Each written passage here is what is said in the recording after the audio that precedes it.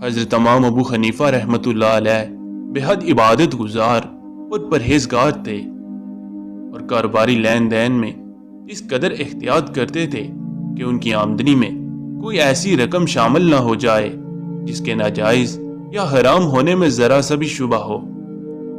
ایک دفعہ امام صاحب رحمۃ اللہ علیہ نے اپنی دکان کے ملازم سے دکان کے ایک تھان کی طرف اشارہ کرتے ہوئے فرمایا، بھائی دیکھو یہ تھان ایک جگہ سے مسکا ہوا ہے، یعنی قدرے پھٹا ہوا ہے۔ اگر میری غیر حاضری میں اس کا کوئی خریدار آ جائے تو اس کو اس تھان کا یہ عیب بتا دینا۔ اگر وہ یہ عیب جانتے ہوئے بھی اسے خریدنا چاہے تو اس سے اس کی آدھی قیمت لینا۔ اتفاق سے امام صاحب رحمۃ اللہ علیہ کی غیر حاضری میں اس ناقص تھان کا ایک خریدار آ گیا۔ دوسرے خریداروں کے ہجوم اور مصروفیت کی وجہ سے ملازم اس خریدار کو تھان کا عیب بتانے بھول گیا اور پوری قیمت لے کر تھان اس کے ہاتھ بیچ دیا۔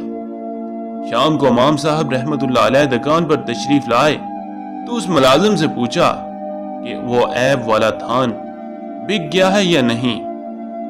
ملازم نے بڑی شرمندگی کے ساتھ عرض کیا، جناب تھان بک گیا، لیکن افسوس میں خریدار کو اس کا عیب بتانا بھول گیا اور اس سے تھان کی پوری قیمت وصول کر لی۔ یعنی اس قسم کے بے عیب تھان کی جو قیمت ہوتی ہے، عیب والے تھان کو اسی قیمت پر فروخت کر دیا۔ امام صاحب رحمۃ اللہ علیہ کو یہ سن کر بہت دکھ ہوا اور دوسرے دن صبح سویرے وہ اس خریدار کی تلاش میں نکل کھڑے ہوئے۔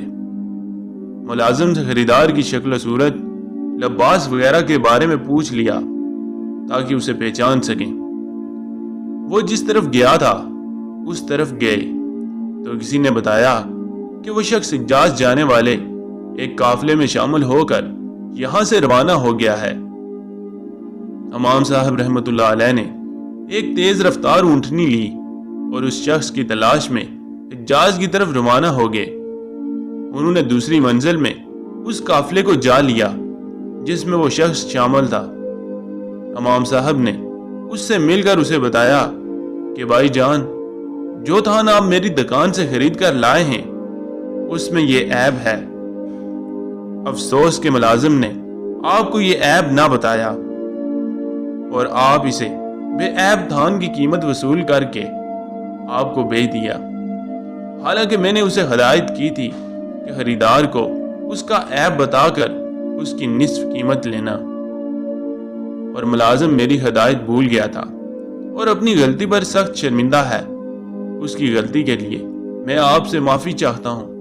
یہ لیجئے تھان کی نصف قیمت جو اس نے آپ سے زائد وصول کی۔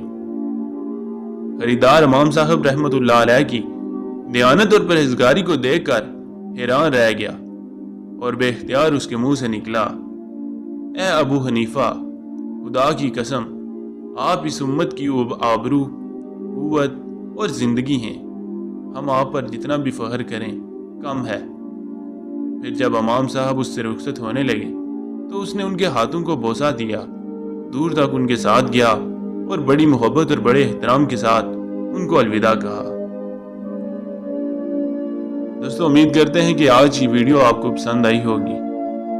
اگلی ویڈیو کے ساتھ پھر حاضر ہوں گے، تب تک اپنا اور اپنے پیاروں کا بہت سا خیال رکھیے گا۔ اللہ نے کے بعد